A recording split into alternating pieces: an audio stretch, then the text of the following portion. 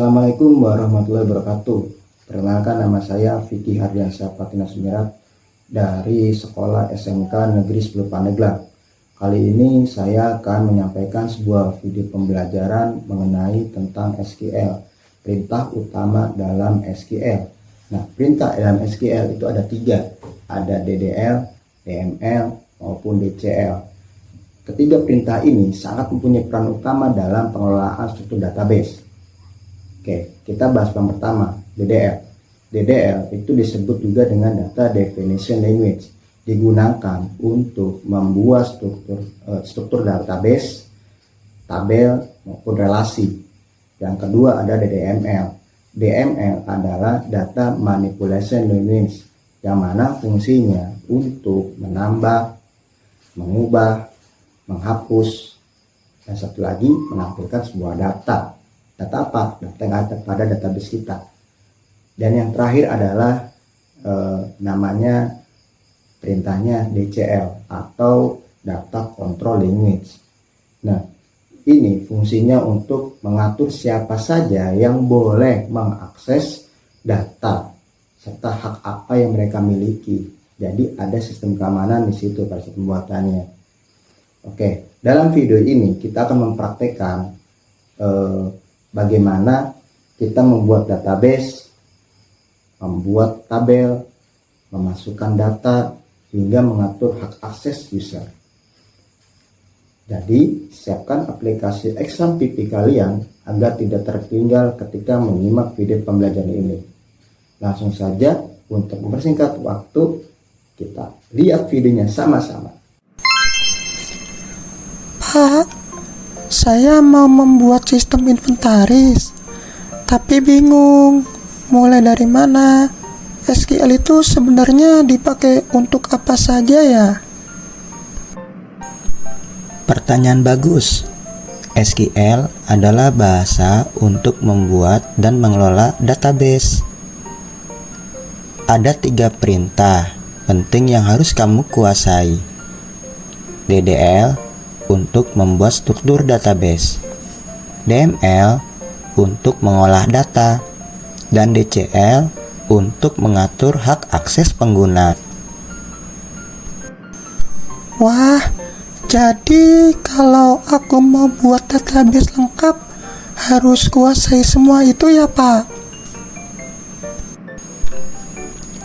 Betul. Supaya kamu lebih paham, langsung saja kita mulai video tutorialnya. Assalamualaikum warahmatullahi wabarakatuh. Oke, kali ini saya berikan tutorial tentang SQL, penerapan komen DDL, DML, dan DCL.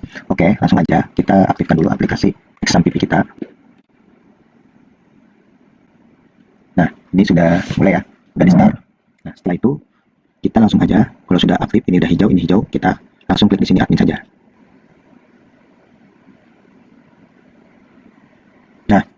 Ini sudah tampil seperti ini. Nah, kita membuat database baru itu menggunakan perintah DDL ya, Data Definition Language. Dengan cara kita klik SQL ini. Nah, kita buat dulu database yang akan saya buat, itu database inventaris barang lab komputer. Jadi kita kasih nama create ya, kita create database ya, create database inventaris barang lab komp. Nah, seperti itu. Nah, ini merupakan perintah DDL ya. Oke. Setelah itu kalau sudah, kita klik di kirim. Database sudah terbuat ya, sudah tampil di sini. Setelah kita klik ini, terus kita ke SQL lagi, kita tentukan tabelnya. Kita membuat 3 tabel ya. Kalau di database barang itu ada tabel barang, ada tabel peminjam, satu lagi ada tabel transaksi yang mencatat semua transaksi peminjaman. Oke, sekarang kita buat tabel peminjam dulu ya. Tetap penerapan untuk tabel peminjam ya, DDL. Masih menggunakan perintah DDL ini. Create tabel peminjam. Nah, setelah itu kita enter, buka kurung, tutup kurung, titik koma. Ini caranya untuk memudahkan kita agar ingat ya cara pengisiannya. Di sini kita buat ID peminjam untuk datanya. Saya menggunakan tipe data varchar dengan panjang karakternya 5, dan kita jadikan pribadi key atau kata kunci utama sebagai tanda sebagai pembeda data ya. Nama varchar juga saya buat 5. Untuk nama saya buat 30 ya. Kita koma, satu kelas. Jadi sama varchar juga. Kelas saya buat panjangnya yaitu 10. Kita koma. Oke.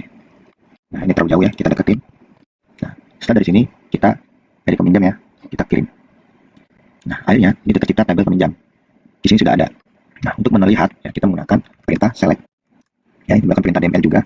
Ini perintah DML ya, untuk menarik data. Select from peminjam, titik koma. Nah, oke, kita lanjut lagi. Sekarang kita ke di sini, kita buat tabel yang kedua. Create table, barang. Oke ya. Enter, untuk kurung, titik koma. Kita enter lagi. Kita tentukan dulu datanya. Nah, untuk tabel barang di sini ada ID, ya. ID alat. Pada teman alat saja. Nah, seperti ini ya. Seperti ini saya menggunakan, kita tentukan primary key-nya. Nah, kenapa saya gunakan ID alat untuk pacar? Agar bisa menginput berbagai macam karakter ya. Mau angka, mau bintang, mau underscore, itu nggak ada masalah. Oke, sekarang kita lanjut lagi. Kita kasih nama alat. Nama alat. Pacar. Oke, dengan panjangnya 30. Panjang data ya, panjang karakternya. Di pasal sebelumnya kan sudah kita jelasin ya. Jumlah.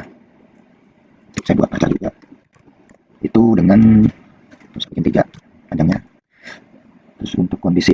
Nah, kondisi saya baca juga. Kita bikin 30. Nah, ini kalau kondisi untuk melihat sudah kembali karena apa, bagus, rusak atau belum kembali gitu ya. Nah, kalau seperti ini kita langsung kirim. Oke, sudah jadi ya. Kita coba cek lagi menggunakan perintah DML ya. Dengan cara menarikan data di tabel tersebut, memastikan tabel tersebut sudah ada belum gitu ya. Kita klik titik koma.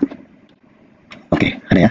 Nah, lanjut kita mulai memanipulasi data atau mengentry data yang udah ada. Contoh, kita panggil saja misalkan untuk data peminjam ya. Untuk data peminjam kita panggil dulu.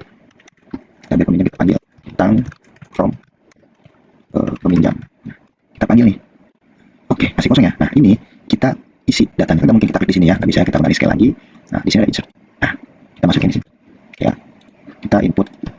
Nah, ID peminjam itu saya kasih nama, kodenya C1 ya, ID-nya.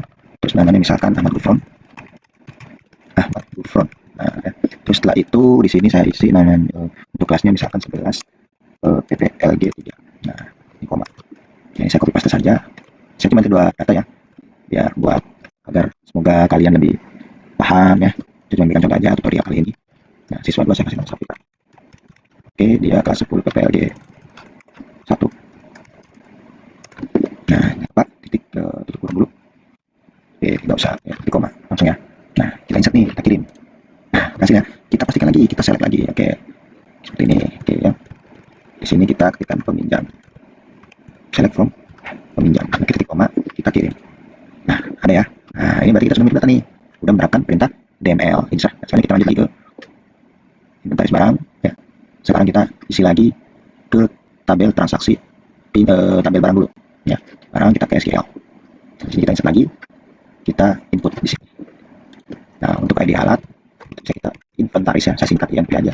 Ini sekarang di sini saya kasih nama alatnya adalah obeng misal ya. Obeng, terus jumlahnya misalkan saya buat apa ya? Misalkan saya buat 3 ya. Buat 5 aja deh. Nanggung ya, buat 5. Setelah itu kita untuk kondisinya bagus. Nah, itu kita copy. Nah, oke, kita lanjut kedua. Ini kode kedua itu barangnya RJ45. Oke, jumlahnya ada 100. Ini kita titik koma aja. Nah, oke ya. Setelah itu kita kirim lagi. Nah, berhasil ya. Nah, kita coba kita pastiin lagi apakah sudah terima belum. Oke, kita coba ini langsung di go, bisa kayaknya nih. Kita coba ya. Kita go aja langsung. Oke, bisa. Sekarang kita ke transaksi pinjaman. Nah, di sini kita input lagi nih ya. Di laporannya dari barang tadi yang ini kita masukin di sini juga. Dengan cara menggunakan perintah dan insert lagi ya. Nah, seperti ini. Nah, ini hati-hati kita salah input ya. Ingat, ID transaksi peminjam. Nah, ID transaksi peminjaman itu bisa kita buat misalkan PCM _1. Nah, setelah itu ID peminjamnya. ID peminjam itu tadi si kupon ya, SIS1. Oke.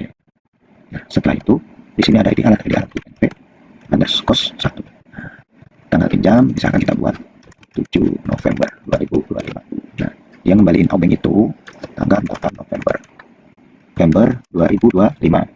Nah, terus untuk keterangannya itu kita isi kondisi bagus. Oke. Nah, kita koma. Ini bisa kita copy paste saja ya. Klik kanan, kita copy, sini kita paste. Nah, ganti koma. Nah, ini jangan lupa tadi Safira tadi dia kode 2 ya, yang pinjam dia tes kedua. Nah, dia pinjam tanggal 8. Dibalikinnya untuk kondisi bawahnya karena dia cuma 1 hari, prakteknya kita buat 8. Kondisi juga bagus. Jadi kita kirim ya. Bismillahirrahmanirrahim. Nah, berhasil ya. Nah, sekarang kita coba lagi, kita panggil ya, kita tarik datanya nih. Nah, ini sudah ada. Ini bisa ya seperti ini. Nah, seperti itu juga bisa. Transaksi pinjaman. Oke, titik koma kita tarik. Oke, kita langsung ke SQL request barang ini, kita ke SQL. Nah, kita bikin aksesnya hanya admin saja ya. Di tutorial untuk kali ini, pertama kita bikin seperti biasa, create. Nah, jangan lupa create user. Ya, saya nambahin misalkan admin underscore utama. Nah, ya, admin utama.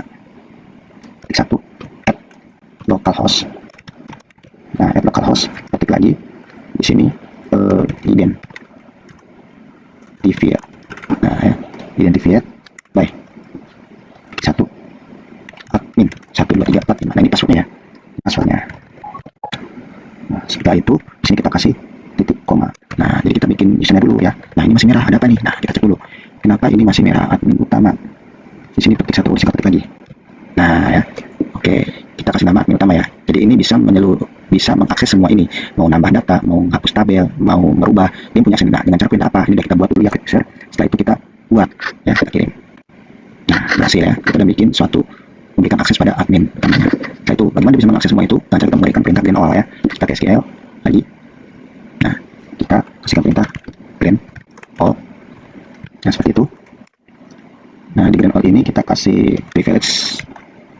Nah, ini ya, on berarti mengaktifkan ya, yang bisa mengaktifkan tabel yang ini. Kita copy paste aja ya. Oke, klik kanan, kita copy. Nah, biar tidak salah. Kom titik ya, plus bintang. Nah, to ya, kasih to, enter ya, ketik. Nah, tadi admin utama underscore utama. Nah, setelah itu ketik lagi localhost ya, localhost. Nah, karena dia admin utama, jadi harus kita kasih akses untuk semuanya. Nah, seperti itu. Ketik lagi, kita kasih titik koma. Kita lanjut. Nah, ya, ini akses semua. Nah, seperti itu. Nah, setelah itu kita bisa selanjutnya sama seperti itu ya caranya ya. Bisa memberikan akses guru, ya kan? Atau memberikan akses hanya admin peminjamnya saja, yang hanya bisa melihat saja. Nah, memastikan semua akses benar aktif dan dijalankan oleh server dengan kita perintahkan flush ya. Ini aja. Flush privileges. Oke, titik koma. Kita kirim. Oke, udah aktif. Nah, mungkin cukup di sini aja dulu tutorialnya. Semoga dapat membantu. Kurang lebihnya mohon maaf. Intinya DDL, DML, DC itu saling berkesinambungan untuk membuat struktur data, manipulasi data, dan yang terakhir memberikan hak akses pengguna. Pak, setelah melihat tutorialnya, sekarang saya lebih paham cara membuat database. Ternyata DDL, DML, dan DCL itu saling berkaitan ya. Betul sekali, kamu sudah di jalur yang tepat. Ingat ya Rani, DDL membuat struktur database, DML mengolah datanya, DCL mengatur siapa yang boleh mengakses. Jadi kalau mau bikin sistem inventaris beneran, semua perintah itu harus dipakai ya Pak? Tepat sekali. Terima kasih Pak. Setelah ini saya mau coba membuat database saya sendiri. Bagus. Semakin sering kamu latihan, semakin ahli kamu nanti. Sampai jumpa di tutorial berikutnya. Jangan lupa tetap semangat dalam belajar. Nah, bagaimana? Sudah dilihat kan videonya? Menarik bukan? Mudah bukan? Sangatlah mudah. Kalau kita memperhatikan sebuah video pembelajaran itu lebih mudah. Karena kenapa? Karena berbasis visual dan sangat menarik. Apalagi tadi ada animasi-animasinya kan? Kurang lebihnya mohon maaf. Akhir kata, wassalamualaikum warahmatullahi wabarakatuh. Dan selamat bertemu kembali di tutorial selanjutnya. Dadah.